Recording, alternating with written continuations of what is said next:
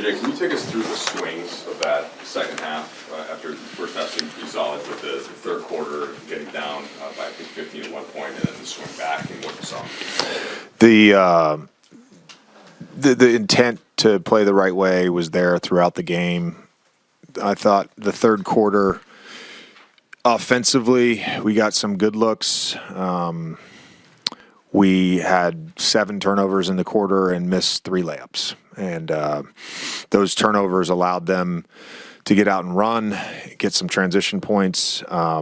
They got at least 2 baskets after offensive rebounds. They scored after the missed free throw offensive rebound. So just, some errors, I would say. But basketball is a game of imperfect, and there's going to be errors, and our team stayed with our intent to play the right way. And,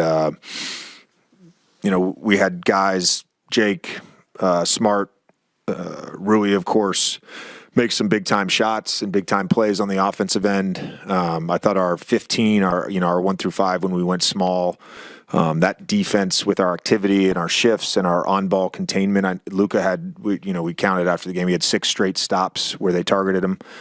Just a fantastic job from him, and then makes sort of the game-sealing defensive play with the charge on Marshall. He was fantastic in the fourth quarter, and just picked apart their defense down the stretch. You mentioned switching with the small group. I think Kid also kind of matched that one small. Did you feel like you were able to get downhill a little bit and on the other end as well? Yeah, I mean, they started that with Powell in the game, and then we just kind of spaced him in the corner. He was guarding LeBron, and Luka was able to get downhill. It was just our 3-1 spacing, and him going right. The good things are generally gonna happen when you're small and you have shooting out there, and he made every single right read and play in that fourth down the stretch. How vital was Smart's contributions down at this? I think when you fell down 15, you might have had an N1, and then he just got the line quickly after there, and then that one play where he breaks up, looked like a short.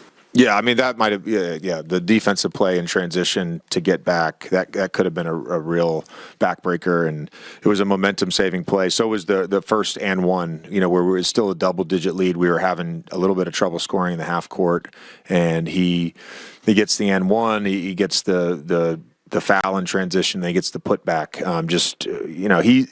He's been playing fantastic basketball for us lately, and all season. But a lot has been asked of him over the last month, and he's stepped up and he's played great. You often talk about how Rui can go stretching ball, and tonight he comes up with 2 big threes for you. Yeah. How is he able to stay big and still like that? Yeah, I mean, we're running some off-ball stuff for him, and. He's done a nice job. We've gotten great looks, really, really high quality looks for him. And he missed a couple early in the game, and then just he took his shots tonight, and we're all very confident in him. He's a laser. He's a fantastic shooter.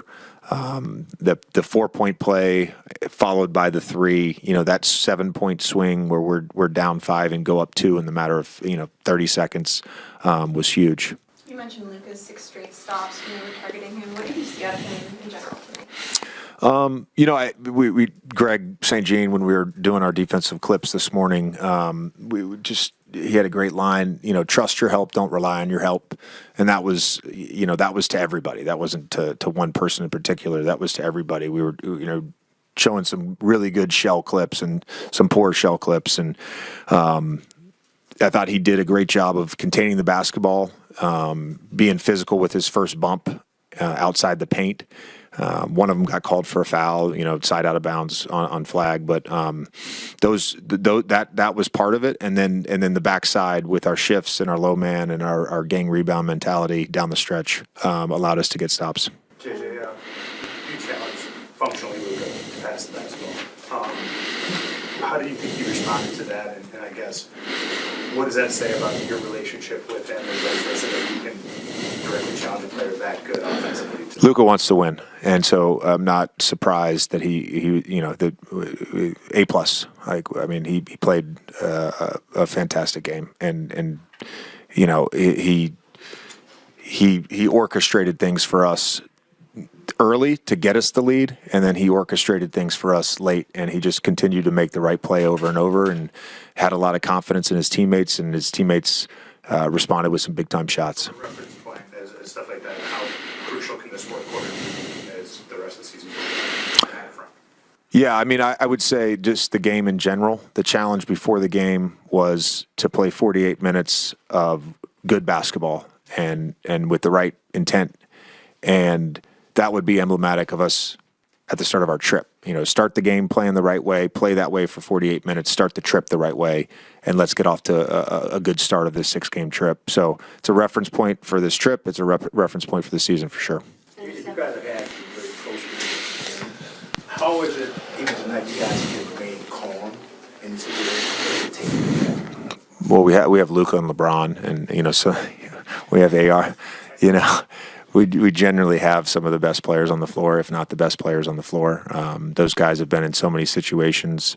And again, I think you can't overstate how important it is that, and LeBron too. I thought in the fourth quarter, LeBron, for a slow start for him, and really for him, he was right there with Luka throughout the game, whether it was out of the post, whether it was driving, whether it was an early offense. Like he was great about. I even said it to him in a timeout. I said, you sometimes take everything I say literally. You can shoot, like, And he's like, no, I'm gonna make the right play. I'm gonna make the right play. And then he just kind of willed it in the fourth quarter. I mean, he had a huge fourth quarter on both ends of the floor. And so yeah, when you have Luka and LeBron, from a leadership standpoint, it gives you a lot of confidence when you're out on the floor. To follow up on that, there was a play that LeBron came up with a steal from Brandon Williams and beat him in the fast break game. Brandon Williams is one of the more fastest young players in the league, so for LeBron to be doing this 41 is unprecedented. But is this a shock to you? Like, is there levels to what he can do at this point in his career? I don't take it for granted. I'm not shocked because I see how much he puts into it on a daily basis and how obsessed he is with his craft and really is. And I talk about this all the time. Like he's the benchmark for how a professional basketball player should approach their career.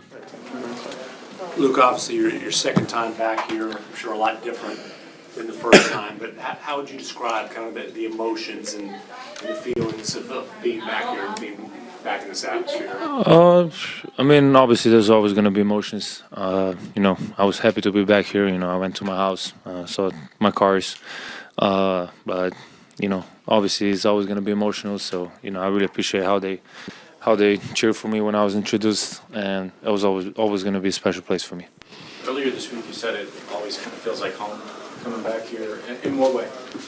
I mean, I was here 7 years, spent a lot of things happen, bad and good. So, kind of describe it when I went to Madrid when I was 13. Every time I went back to Slovenia, I kind of feel good. So that's why I was always going to be a special place, like I said, for me. Lucas, ¿y cómo te hace sentir después de un año ya ver tantos fans igual que siguen vistiendo tu camiseta y todo eso, o sea, todo el apoyo que te dan? También quería preguntarte, ¿crees tú que Nicolas Jackson ha sido el que más te ha subestimado en tu carrera? Bueno, siempre, siempre he tenido una especial relación con los fans de aquí, siempre me han respetado y siempre les respeté, así que siempre tengo mucho cariño por ellos y ellos por mí, así que eso siempre va a estar ahí. Y una segunda que no sé. What makes this win special for you? Sorry? What makes this win special for you, considering you played for Dallas and you got traded to the Lakers? I mean, it's always, like I said, it's a special place. I mean, I always gonna want to win, no matter what. I mean, every game I want to win, but obviously this one's a little bit different. But again, at the point, I mean, I want to win every game. Luka, your first game here was obviously really filled with emotions.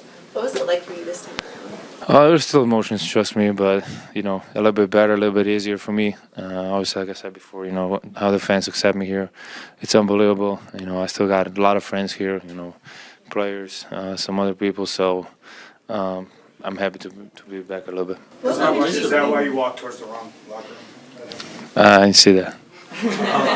Just to go back to like how the weather is right now, and the fans still turned out. How do you feel about that? That was really special, you know. I didn't know what to expect before because I know how the city gets when the weather is this bad. But you know, I really appreciate a lot of people showing up. Luka pregame, JJ challenge, or sorry, post game after the Clippers, JJ was pretty pointed and said like, you know, we need to pass the ball more, and you're the player that has the ball the most.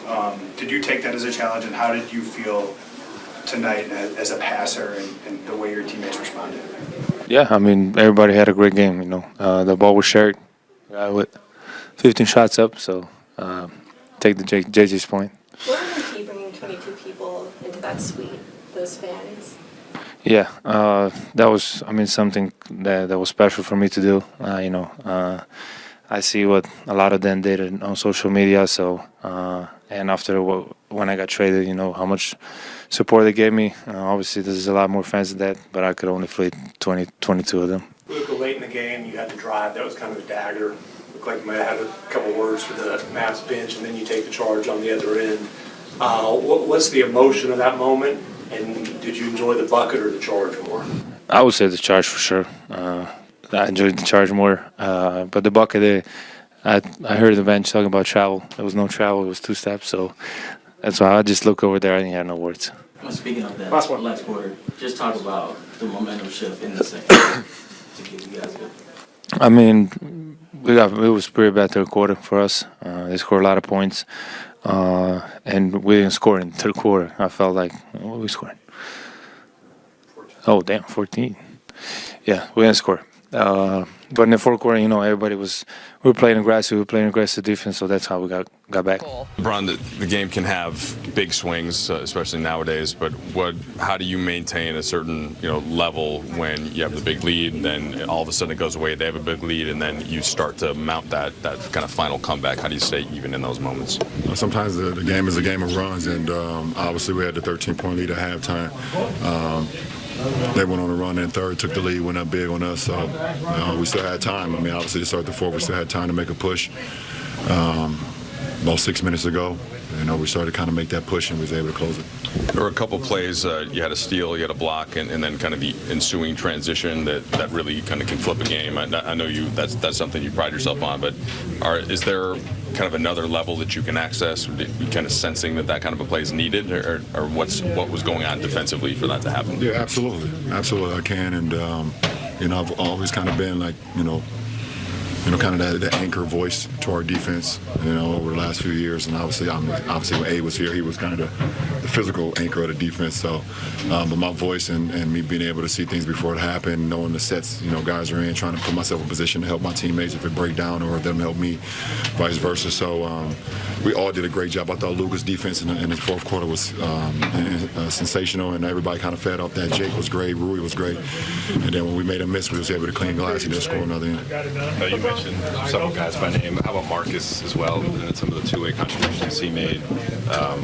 He had that big and one, and then he broke up that, it looked like a short basket for Cooper, chasing it down to him. Yeah, absolutely. That was a big-time play, for us, and because we had something on the other end, kind of had a numbers game. We turned the ball over. Marcus didn't give up on the play, was able to get a good clean strip on Cooper, and then was able to come back. And I think that's when Jake hit the three. So that was a big time play. LeBron, you've been teammates with Luka now for almost a year. You've been involved in some emotional trades in your career as well. What part of a player do you unlock maybe when you're kind of working through these emotional trades coming back to the city that you were traded in? And have you seen Luka achieve a new level to his game? A new level to his game, I think the most important is just his comfort.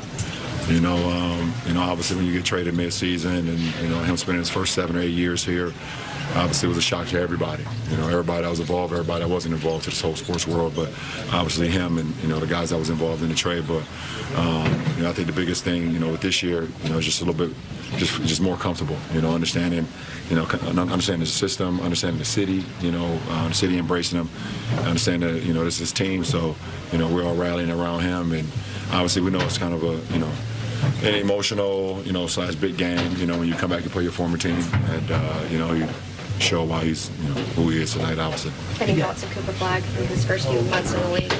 It's getting better and better each and every month. You guys started the strip with the comeback in Denver, the late push against the Clippers, and obviously tonight's comeback. We've talked with JJ about the team's identity. How much do you feel maybe resiliency being a part of that identity? If it isn't already, hasn't been already? We know we're one of the best clutch, clutch teams in the NBA, but we got to give ourselves an opportunity to just play more consistent basketball, the 48 minutes, and obviously we had some good minutes tonight. Obviously the third quarter was, pretty bad for us offensively and defensively. I think we get 35, only scored 14, so outscored us by 19 that quarter. It's not good, but I thought, obviously in the fourth quarter we picked it back up. So for about 36 minutes, I thought we played some pretty good ball. You've hit big threes for this team in the past. I know you're comfortable in those situations. Can you take me through kind of both of those plays and what you saw? Yeah, I think we are sharing the ball today, and Luka was getting double team in the last quarter. the last 5 minutes. So I think that was a good look for us. We talk about you have to share. We had to share the ball and find each other, and I ended up shooting the last shot. So yeah, I think it was a good by team, the whole team. Defensively, tonight you had a block, a number of possessions. Last game you had the shot clock violation, 8 rebounds today. Is there anything that you've been just even a little bit more locked in on that end that you've been seeing and finding other ways to contribute? It's me? Oh, no, I just trying to be aggressive on both ends, This is my 4th or 5th game coming out of the injury too. Still, just got off the minutes restriction too, so I think I'm trying to be more aggressive, especially coming off the bench. Got to bring the energy, and yeah, I think that's why I ended up with those, defense blocks or whatever, all kind of stuff. So yeah, I got to keep doing that. You have the percentages that suggest you're an excellent three-point shooter. Is there a mentality that comes with it? Like, you obviously get the late game 3 in Toronto, now the late game 3s tonight. Did you feel like a sniper out there? No, really. I just like trying to, read the game and the moments. I'm not really like I wouldn't say myself a three-point shooter. Than it, just I think those are shots that I practice, and I do all different kind of stuff on the offense side.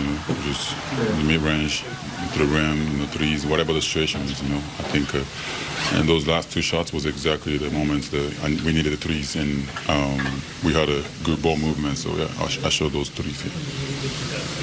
How much are you looking forward to getting Austin back as well, and you guys having a chance to be whole for the first time this season? Yeah, I even forgot that he was on the team. He was going for a while, actually. I think since the Christmas, right? Yeah, Christmas, yeah. Second half, yeah. We're so happy for him to be back. I know, of course, I want him to be, take the time and be easy on his calf and whatever that, because I just had the same thing. So you gotta be careful with that. But I think we need the dynamic of we had the great start of 20 games, and he was the biggest part of it, the 20 games. So we need the whole thing's back. He can of course create the offense and everything, and he can push the ball and everything. So I think we excited for him to be back.